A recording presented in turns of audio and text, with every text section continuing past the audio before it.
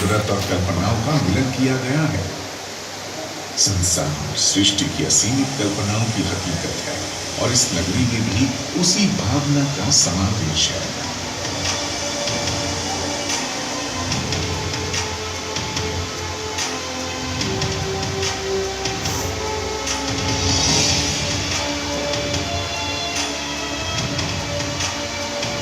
नगरी की तंग गली से बाहर निकलकर दरबार आम में एक खुला मैदान है।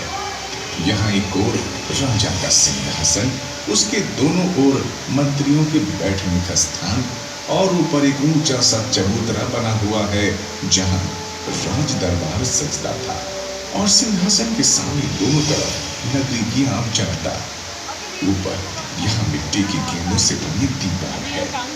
इन गेंदों को ऊपर कुछ इस तरह टिकाया गया है कि इनके बीच में से आर पार नजर आता रहे।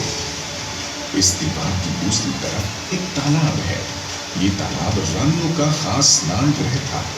रानी और उनकी सखियां जब चाहे मिट्टी की गेंदों के पर्दे में से दरबार आम का नजारा ले सकती थी, मगर नीचे से उन्हें कोई नहीं देख सकता था।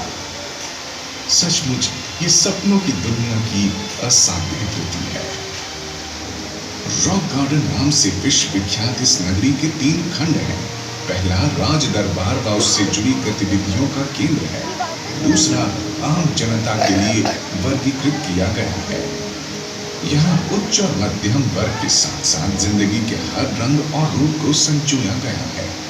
विशिष्ट वर्ग का सीधा मतलब उनकी आर्थिक संपन्नता से है। इसका फर्क उनके रंगदार पहनावे, रहन सहन व उनके द्वारा अपनी सुरक्षा के लिए किए गए बंदोबस्त को प्रदर्शित कर बखूबी निभाया गया है।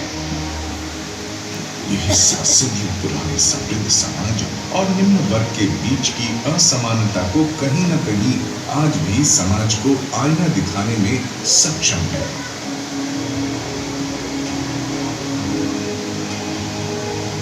ये कुआं परंपरागत विधान और प्रचलन की परिभाषा को प्रदर्शित करता है। यहाँ औरतें घर के लिए जरूरी पानी भरने आती हैं। महिलाओं का रास्ते में थक कर बैठ जाना आगे के सफर की दूरी की कहानी खुद बयां कर रहा है। आज के स्वरूप में भी ये सब कहीं न कहीं पुरुष प्रधान रूढ़िवादिता को प्रदर्शित तो करता ही है। तीसरे भाग का निर्माण आज की स्थिति को मद्देनजर रखकर गतिविधि केंद्र के रूप में किया गया है। ऐसे हिस्सों को पहले कभी चौगान के नाम से जाना जाता था।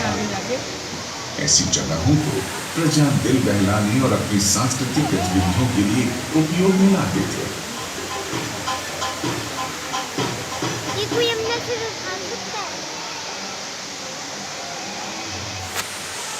आज ये हिस्सा वैसे ही चौगान का प्रतिरूप लेकर एक विश्व स्तरीय एक्वेरियम व लाफिंग हाउस के साथ साथ डॉल म्यूजियम से सुसज्जित है।